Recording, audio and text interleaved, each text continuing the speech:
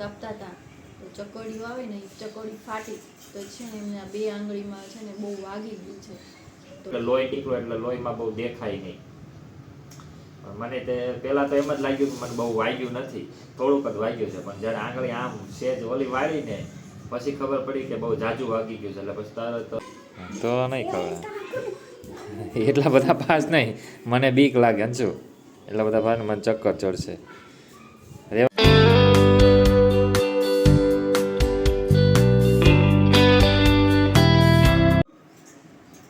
Hello friends, good morning, Har Har Mahadev. તો આજના નવા ફ્રેશ વ્લોગમાં તમારું સ્વાગત છે.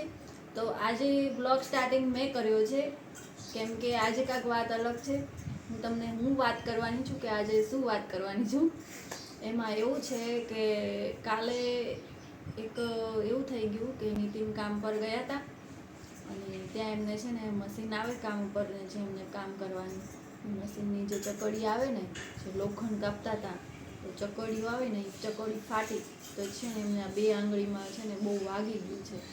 તો મેં કીધું લાવો હું બ્લોગ સ્ટાર્ટ કરું, આપણા ફ્રેન્ડ્સને જાણ કરીએ કે શું થયું છે શું નહીં, અને તમને બતાવું કે કેવું વાગ્યું છે. અત્યારે તો એમને પાટો છે એટલે આપણને કંઈ દેખાશે નહીં, પણ જ્યારે પણ ડ્રેસિંગ કરવા જાશું ને ત્યારે હું વિડીયો ઉતારીશ, તમને બતાવીશ. અને અત્યારે હું તમને બતાવું કે એમને કેવી રીતના પાટો બાંધ્યો છે અને કઈ આંગળીમાં વાગ્યું છે. તો ચલો આપણે નીતિનને પૂછીએ કે એમને આજે કેવો દુખાવો છે આ આંગળીઓમાં. તો હર હર મહાદેવ. આજના નવા એક પ્રશ્નમાં મેડમે તમને કહી દીધું, સ્વાગત છે. તો મને હાથે થોડુંક વાગી ગયું છે, તમને તો દેખાડો. અત્યારે તો મેં પાટો બંધાવ્યો છે. તાત્કાલિક હું દવાખાને લઈ ગયો હતો અને તાત્કાલિક પાટો બંધાઈ દીધો છે. તો અત્યારે તો થોડુંક આમ દુખાવો તો થાય છે કારણ કે વાગી ગયું થોડુંક જાજુ, કે જે આ ટેરવું આવે ને એ આખું ફાટી ગયું છે.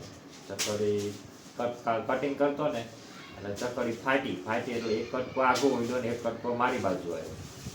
2 કટકા થઈ ગયા એટલે સીધો જે આવ્યો ને એટલે મારું મશીન આમ હતું હા, એટલે સીધો આ આંગળા ઉપર જ આવ્યો. એટલે આ એક આંગળી ઉપર છે ને તો ત્યાંથી આમ બધા ચેકા પડી ગયા આ આંગળીએ, અને આ આંગળીએ ચેકા નથી પડ્યા, પણ અહીંયા જે આ ઉપરનું ટેરવું આવે ને એ આખું ફાડી નાખ્યું. એટલે થોડુંક જ બચ્યું છે, પણ ટાંકા લેવાય એવી સિસ્ટમ નહોતી, એટલે જરૂર નહોતી ટાંકાની. ડોક્ટર કે સારું પછી રોજ ન આવે કારણ કે ટાંકા લેવો ને તો આંગળી સીધી જ રહે. અને અત્યારે આંગળી રાખવાની છે સીધી જ તે, પણ ટાંકા લઈને એટલે બધી ચામડીઓ ખેંચાય, કારણ કે વાગી ગયું તો જાજુ ને એટલે ભેગું નહોતું થાય એવું. એટલે ડૉક્ટર કે ટાંકા નહીં લેવા પડે, કારણ કે એમનામાં જ તમારે રોજ આવી જશે. તો કીધું સારું, પછી તમને જે સારું લાગે ડૉક્ટરને કીધું એ કરો. પછી એમણે ડ્રેસિંગ બધું કર્યું. એનો એક મેં વિડીયો ઉતાર્યો છે જ્યારે વાગ્યું ને ત્યારનો, હું આ ક્લિપમાં તમને એડ કરી દઈશ. અને પછી જ્યાં જાજુ વાગ્યું છે ને એ બધું મેડમ આપણે ડ્રેસિંગ પંપની જ્યારે કરાવવા જવાનું છે ને ત્યારે એક વિડીયો લઈ લેવું, ત્યાં તમને બધું દેખાડતું ડિટેલમાં કેટલું વાગ્યું છે શું છે અત્યારે ત્યારની હાલની સ્થિતિ હવે શું છે. કારણ કે ત્યારે વાગ્યું એટલે લોહી નીકળ્યું એટલે લોહીમાં બહુ દેખાય નહીં. મને તે પહેલાં તો એમ જ લાગ્યું કે મને બહુ વાગ્યું નથી, થોડુંક જ વાગ્યું છે. પણ જ્યારે આંગળી આમ સેજ ઓલી વાળીને પછી ખબર પડી કે બહુ જાજુ વાગી ગયું છે. એટલે પછી તરત અહીંયા જે કામ પર ગયો હતો ને એક છોકરો હતો ને કીધું તું ચાલ અને મને દવાખાને લઈ જાય. દવાખાનું અહીંયા ઘર આગળ જ હતું.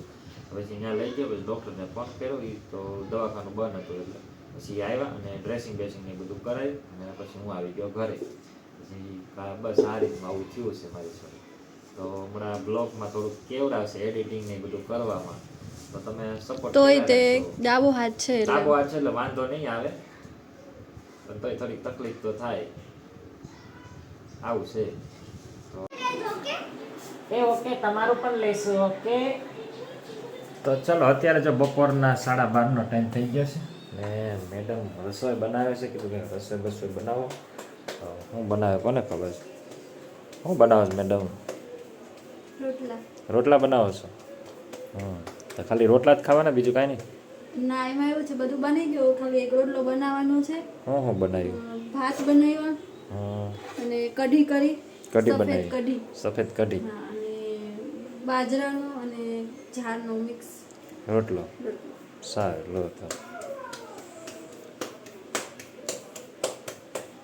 બની જાય પછી ખાવાનું આપી દેજો, ભૂખ લાગી છે. તો ફાવતું તો નથી અત્યારે. જે હાથે બ્લોગિંગ કરું છું ને એ હાથે જ વાગ્યું છે એટલે બહુ ફાવતું નથી. તો તમને થોડુંક આગું પાછું રહે તો સેટિંગ કરી રાખજો તમે તારે, બરાબર? ઓકે દુખે છે બહુ અને અત્યારે તો હંસભાઈ જલસા કરે છે. શું કરે છે બોલ લે.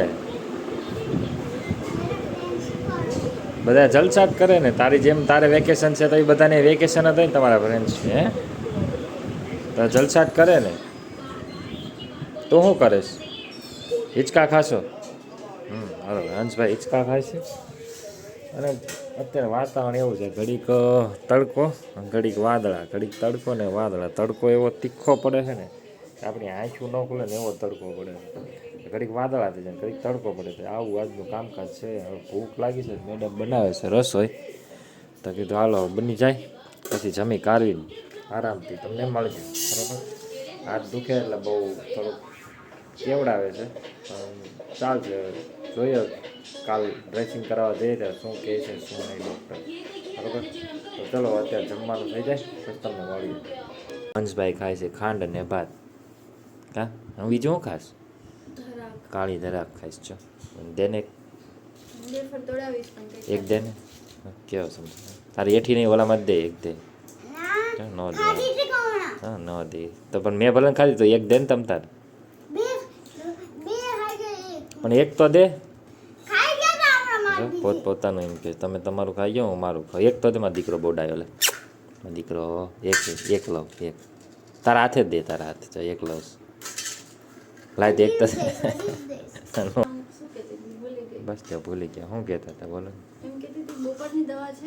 હા બપોરની દવા લગભગ જોવું પડશે. લગભગ તો નથી, સવારને હાંજની જ દવા છે. તો કાંઈ નહીં, તો થોડુંક સહન કરવાનું. બીજું શું, દુખાવો નહોતો સવારમાં દુખતું હતું, પછી ખાઈને તરત દવા લીધી ને એટલે દુખાવો ઓછો થઈ ગયો. પણ પાછો દવાનો પાવર ઉતરેલ પાછું દુખે છે થોડું. એટલે દુખે એટલે અંદરથી લવકારા મારે આમ જણંગ જણંગ એવું થાય છે. એ તો થોડુંક સહન કરશું. બીજું શું વાગ્યું છે તો કરવું પડશે સહન. હા કાલે જ એકાદ બે વાર જ્યારે કહે પાછા ડૉક્ટર ત્યારે ડ્રેસિંગ કરાવવા વારા ઘડીએ જવું પડશે. તો ચલો કાલ તમ થાય રવિવાર છે એટલે સવારના પરમાં જ જવું પડશે. બહુ પછી ડૉક્ટર સાહેબ ફરવા આવ્યા જાય. હા હા, તો ચલો હાલો અત્યારે અમે જમી લઈએ, જમી કાઢીને પછી નિરાંતે મળીએ.